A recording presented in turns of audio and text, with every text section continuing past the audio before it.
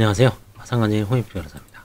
이번 시간에는 2021년 5월 17일 파산 선고를 받은 47년생 채무자분입니다. 나이가 연세가 많으시죠? 53에다 21 되면 75세입니다. 변호사님을 선임해 주셨고요. 면책은 됐습니다. 다만 채권자에 대한 송달이 안 돼서 첫 기일에는 바로 안 끝나고 이때는 이제 속행 신청을 합니다.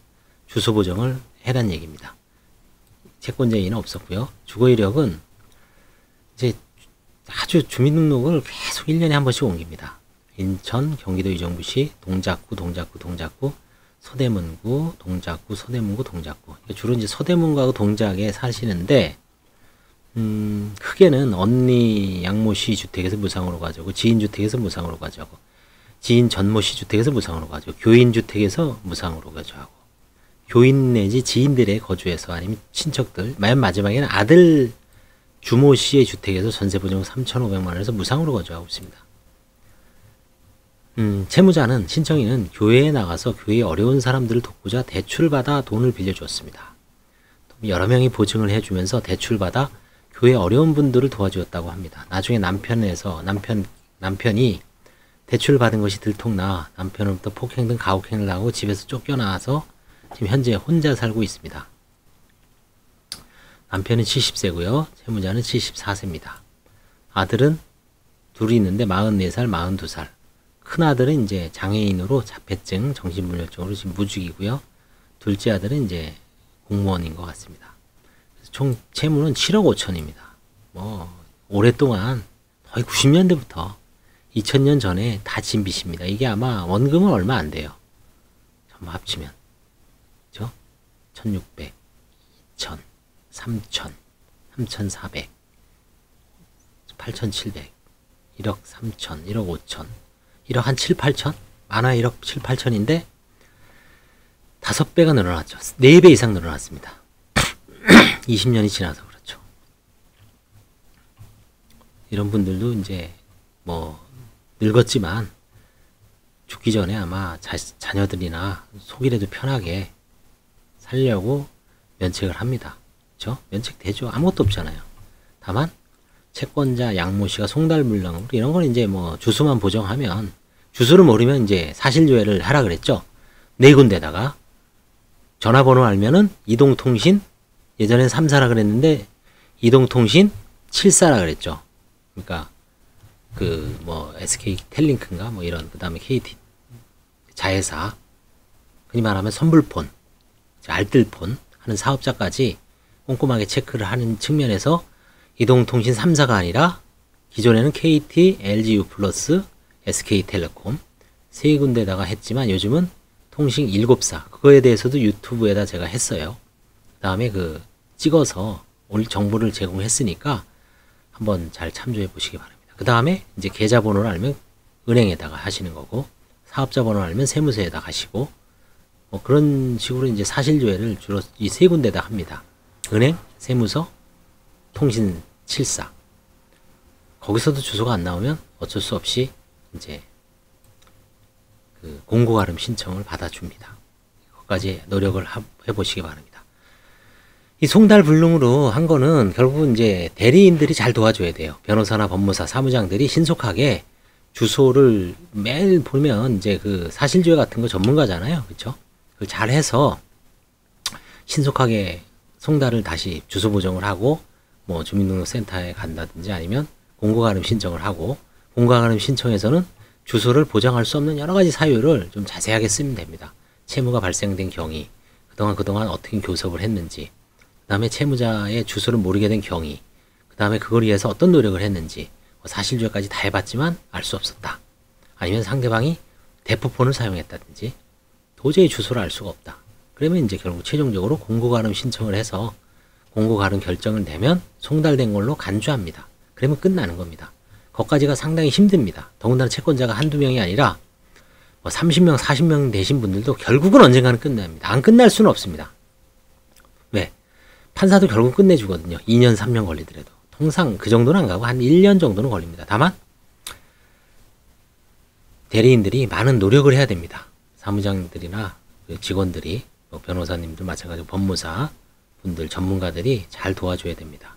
관제인들도 물론 잘 이 사람이 왜 실체적인 문제, 뭐 조사, 재산적인 문제 때문에 면책이 늦게 되는 게 아니라 혹시 채권자한테 송달을 했는데 이 사람들이 어떤 절차 보장권, 이의제기권 이런 거를 적법 절차, 헌법상의 적법 절차죠.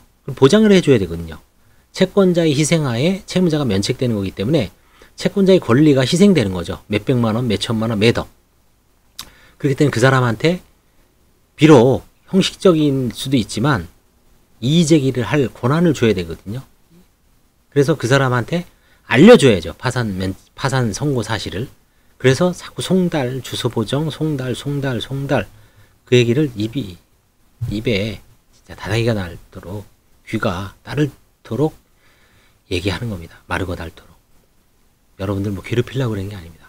그런 적법 절차의 원리, 그 다음에 채권자에 대한 어떤 보장, 기회를, 이의제기할 기회를 보장하기 위해서 그런 힘든 과정을 거치니까 그걸 잘 이해하고 조금 늦더라도 짜증내지 마시고 전문가, 대리인들이 도움을 받아서 결국은 그것 때문에 안 끝나는 사건은 없습니다. 1년이 지나든 2년이 지나든 결국은 끝납니다. 그죠? 법원의 파산 시계는 돌아가죠. 옛날에 국방부 시계는 거꾸로 놔도 돌아간다 그랬죠. 결국 제대하잖아요. 그렇죠? 30 몇 개월. 그거보단 짧아요. 옛날에 저희 선배들 같은 경우는 80년대 전에는 고등학교 나온 분들은 30개월 했죠. 그 전에 36개월 했지만 30개월 하고 그다음에 군대 학생 대학교 1학년, 2학년 전반 가거나 교련 이수한 사람은 45일, 90일. 그래서 27개월, 30개월 정도를 했는데 저희 세대는 요즘은 이제 18개월, 20개월 하지만 길고 지루하지만 결국은 언젠가 끝나잖아요. 결국은 제대하죠, 다. 그쵸? 제대 못하는 사람 없죠. 그쵸? 그래서 이 파산도 마찬가지입니다. 결국은 다 면책받습니다. 재산을 은닉해놓고 빼돌려놓고 1년에 몇 명 나옵니다. 그 사람 외에는 다 면책됩니다. 오늘 제가 이제 통계를 내봤더니 올해 저한테 확정된 사람이 270명입니다. 256명입니다. 그 중에 면책 불허가 몇 명 받았을까요? 딱 2명 있습니다. 한 명은 재산이 발견돼서 협의분할한 재산이 발견돼서 1,000만 원도 못 하겠다 그래서 본인이 취하를 했습니다. 그 사람은 7년 전에도 한번 면책을 받았습니다. 면책의 맛을 아는 분이죠. 근데 이번에 1,000만 원 해라 그랬더니 본인이 받은 게 5천만 원, 6천만 원 됩니다. 못 하겠다. 취하해라. 취하했습니다.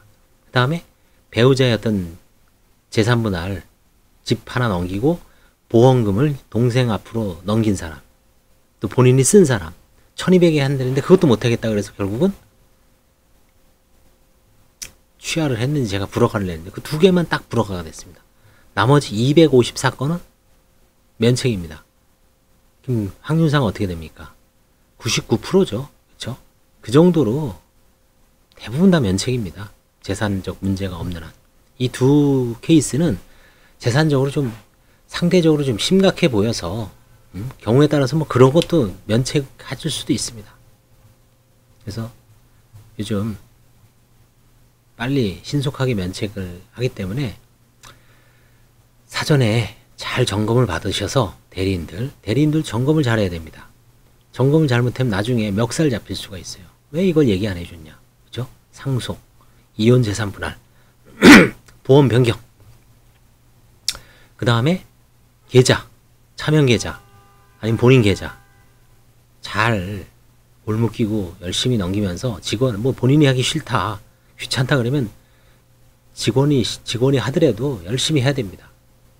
그거 안 해놓고 그냥 대충 수임에 급급해서 별거 없겠지 하고 들어왔다가 환가 사건이 꽤 높습니다. 요즘 한 30%에 육박을 합니다. 특히 상속은 거의 체크 안 합니다. 이혼재산 분할도 체크하고 차라리 이혼하고서 2년 넘게 기다리라고 해야 되는데 뭘 급한지 사건 수임에 급급해서 그래요. 차라리 이혼하고 둘 다 아무것도 없으면 상관없어요. 쪽박 찼으면. 근데 배우자는 버젓이 빌라가 한 채, 두 채가 있고 남자는 그냥 들어와요. 2년 지나면 어떻게 관제인 꼼짝도 못 하는데 그다음에 계좌 체크하세요. 골목 끼고 1년치, 2년치, 3년치 한 2년치까지는 보세요. 그래서 거기서 뭔가 문제가 심각한 거는 고지해줘. 이것 때문에 당신은 뭔가 문제가 될 수 있다. 보험 변경. 보험은 변경이 원칙이에요, 요즘은. 응? 살기 위해서. 한번 점검을 해야 되는데, 점검 제대로 안 해, 이 네 가지. 그러니까 안 하다 보니까 뭐 20건 중에 4, 5개가 튀어나와요. 그쵸? 관제인이야 좋죠. 그쵸? 환가하니까. 근데 당사자들은 괴롭죠. 이게 무슨 날벼락인가, 그쵸? 1,000만 원, 2천만 원 해야 된다. 안 되면 뭐 면책을 못 받는 등 뭐, 응? 겁을 주니까. 겁을 주는 게 아니죠. 그쵸? 네, 뭐 여러 가지 얘기를 했는데, 송달부터 환가까지. 제 입에서 나오는 게 요즘 대부분의 사무실 분위기일 겁니다. 그래서 잘 점검하고 체크하고, 그쵸? 제가 늘상 얘기했죠. 점검을 해야 된다고. 가로, 세로. 그쵸? 주요, 다 할 필요는 없어요. 대충 몇 가지만 해도 다 티가 납니다. 다만, 본인 스스로 잘 꼼꼼하게 점검을 해 보시기 바랍니다. 감사합니다.